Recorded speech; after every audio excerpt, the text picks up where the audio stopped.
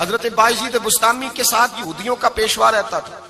زیادہ تر مخالفتیں حسد کی وجہ سے ہوتی ہیں. حسد بنیادی وجہ ہوتی ہے. قرآن مجید نے کہا محبوب تیرے ساتھ جو زیادتی کرتے ہیں، معاذ اللہ بے ادبی کرتے ہیں، حسد من عند انفسہم، ان کے دلوں میں تیرا حسد ہے.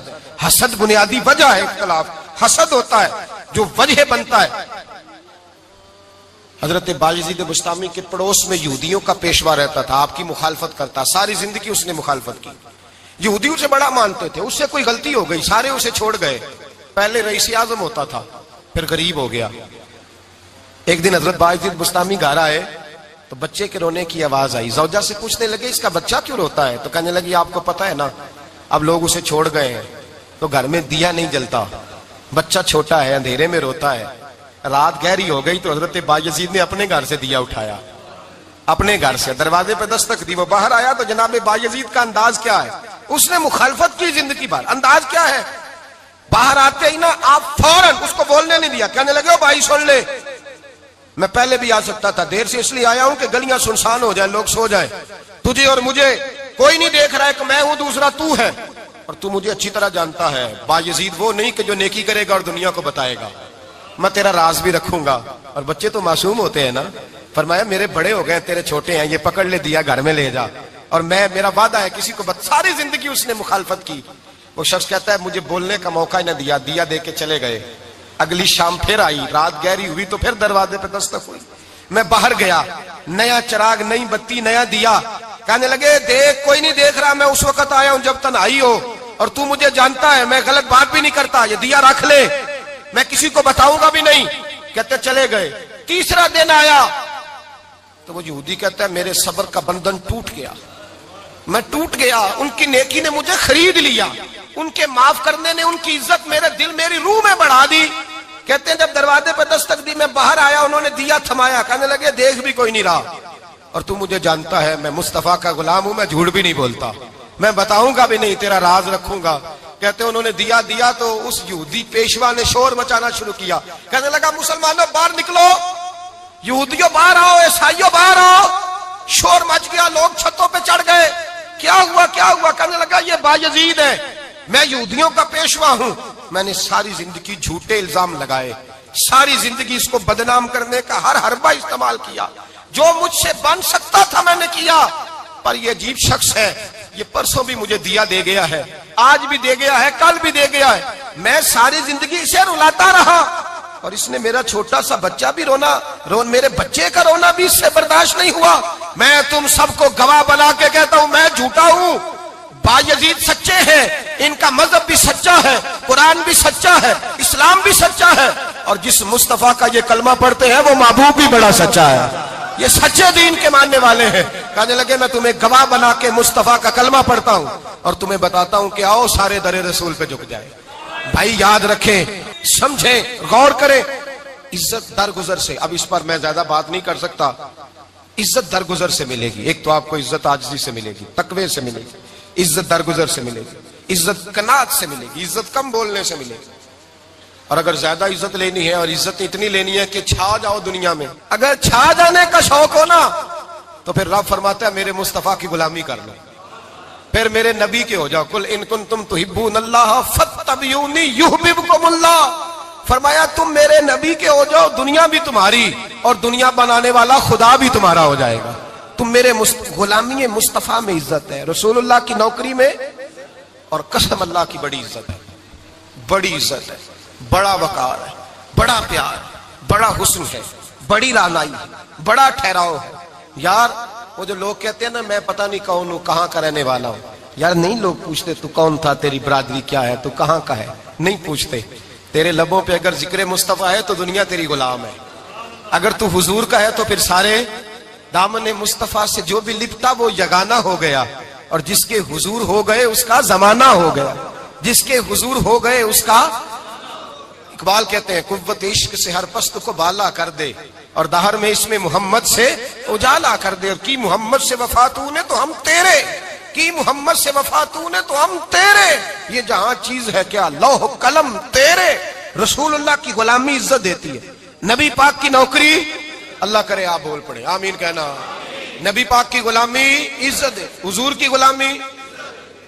यार बंदा बिल्कुल बेअमल हो ना, बिल्कुल, तो मेरी तरह दाढ़ी रख के पगड़ी बांध के बस में भी चढ़ जाए तो कई लोग सीटें खाली कर देते हैं, कहते हैं बुजुर्गों यहाँ आ जाए, हजरत जी यहाँ आ जाए।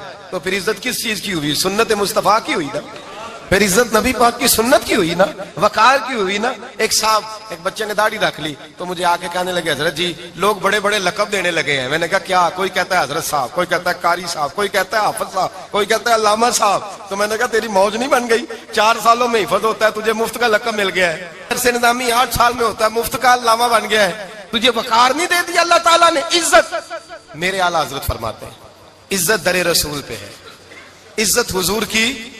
और आला हजरत ने एक बात लिखी है बड़ी कीमती, और मैं ना जब कभी परेशान होता हूं ना तो मैं ये वाली बात खोल के पढ़ता हूं आला हजरत की। ये बात ढारस बंधाती है, ढारस तवानाई देती है, पूरा मजमून बांधा है। आला हजरत कहते हैं बेरूपिया था मदारी, रूप बदल बदल के दिखाया करता था, बादशाहों से इनाम लेता था। एक दिन औरंगजेब आलमगीर के पास आ गया, कहने लगा मैं रूप बदलूंगा, अगर आप पहचान ना सके तो मैं इनाम लूंगा। आपने फरमाया मैं कोई ऐसे वैसा बादशाह नहीं, कहा मुझे धोखा देना मुश्किल है। कहा नहीं मैं रूप बदलूंगा। हजरत औरंगजेब आलमगीर बड़े नेक बादशाह गुजरे, बड़े परहेजगार आदमी, वो बेरूपिया कहने लगा मैं रूप बदलूंगा, आप नहीं पहचान सकेंगे। फरमाया चल जितना तेरे अंदर जोर है लगा ले। हजरत ने ऐलान किया कि मैंने फौजी भर्ती कर दे, 2 माह के बाद टेस्ट होगा। वो 2 महीने दौड़ता रहा, रंग रूप बनाता रहा, आया टेस्ट देने, 2-3 सिपाहियों का इम्तिहान लिया, उसकी बारी आई तो 10 रुपए दिए, कहने लगे तेरे आने जाने का किराया मैंने तुझे पहचान लिया है।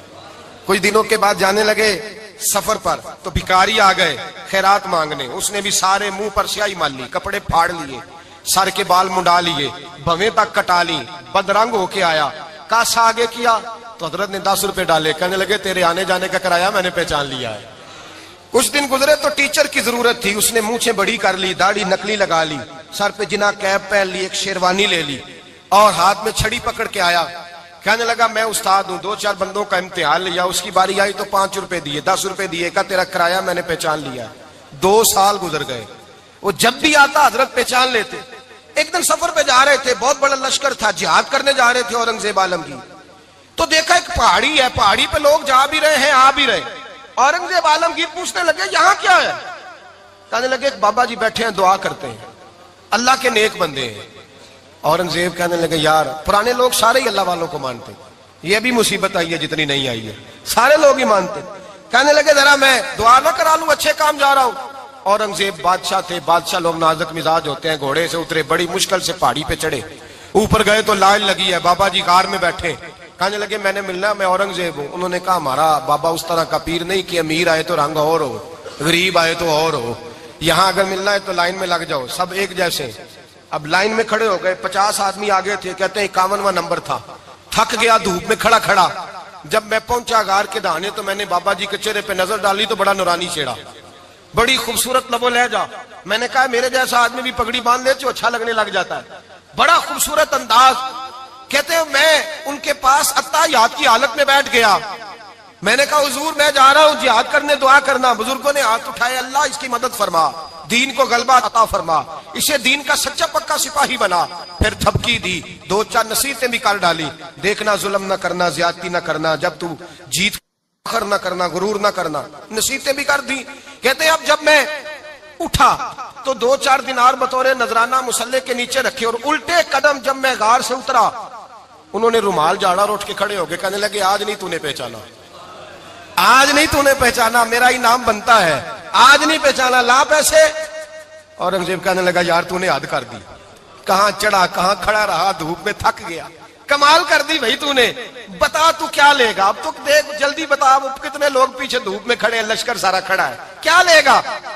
उसने कहा सबसे कीमती हीरे वो हैं जो तेरे सर के ताज में लगे हुए हैं, मुझे तेरा ताज चाहिए। ओ भाइयों सुनना और याद रखना, मेरे आला हजरत कहते हैं बादशाह ने सर के ऊपर से ताज उतारा, बहरूपिये के कदमों में रखा और कहने लगे ये ले, और ये तो तेरा मांगने पर मैंने दिया है ना, मैं वापस आता हूं तो आना मैं अपनी मर्जी से भी तुझे दूंगा। तूने औरंगजेब जैसे बंदे को धोखा दिया, आना मैं उस वक्त भी दूंगा। वो देख बस बात खत्म हो गई, हद हो गई। देकर कहते हैं जब मैं पलटा ना वापिस, बहरूपिये ने आवाज दी बादशाह ठहर जा। तो मैंने पलट के देखा तो कहने लगे ये अपना ताज ले जा, उठा और ले जा। मैंने कहा 2 साल बीत गए तुझे मेहनत करते, आज काबू आया तो ले जाऊं। कहने लगा ले जा, मसला समझ में आ गया। میں نے کہا مجھے بھی تو سمجھانا.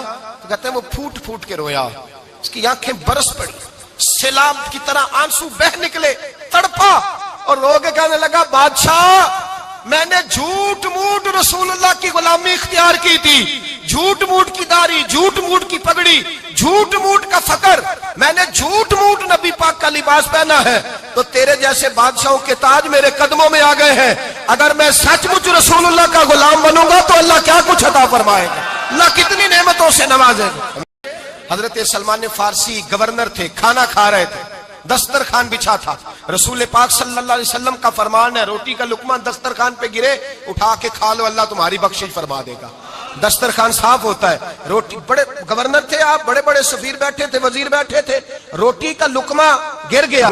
دیکھو عزت کس بات میں, حضرت سلمان فارسی روٹی کھا رہے تھے, سفیر وزیر نہ جانے بڑے بڑے لوگ بیٹھے تھے, کھانا کھاتے کھاتے لقمہ گرا دسترخوان پہ. حضرت سلمان فارسی نے سمیٹا, منہ میں رکھا, پھر انگلی مار کے دسترخوان صاف کیا. ایک صحابی کان میں کہنے لگے سلمان کیا کر رہے ہو, کیا کر, آپ گورنر ہے, سوچئے تو صحیح, یہ لوگ کیا کہیں گے دنیا دار کے مسلمانوں کو روٹی نہیں ملتی, اٹھا اٹھا کے کھا رہے. کان میں بات کی, کان میں. حضرت سلمان فارسی کان میں جواب دے سکتے تھے, کہہ سکتے تھے نہیں ایسے ہی کرنا ہے, انہوں نے کان میں بات کی. لیکن جناب سلمان فارسی اعلیٰ اعلان بولے, کہنے لگے ان 4 5 6 دنیا داروں کے لیے میں اپنے نبی کا طریقہ چھوڑ دوں, اپنے رسول کی سنت چھوڑ دوں, یہ 4 5 دنیا دار دنیا کی طرف دیکھ کے میں مصطفیٰ سے منہ موڑ لوں. پھر جوش جذبات میں سر سے پگڑی اتار دی, رونے لگے. آپ فرمانے لگے میں مدینے کے بازاروں میں کھجوریں اتارتا تھا, نوکریاں کرتا تھا, یہ جو میرے سر پر عزت کے بال ہیں یہ محمد عربی کے اگائے ہوئے ہیں, رسول اللہ کے اگائے ہوئے ہیں. اور بھائیو حد ہو گئی. حضرت بلال رضی اللہ تعالیٰ, حضرت بلال آئے جناب عمر سے ملنے. کیسے وہ کسرا بھی آئے تو عمر خاطر میں نہ لائے, پر بلال حبشی دروازے پہ داخل ہوئے تو فاروق اعظم نے کرسی چھوڑ دی, ہاتھ باندھ کے کونے میں کھڑے ہو گئے. کالا رنگ ہے, نام بھی لکھنا نہیں جانتے, زمانے میں تعارف کوئی نہیں. حضرت عمر نے ہاتھ باندھا ہے.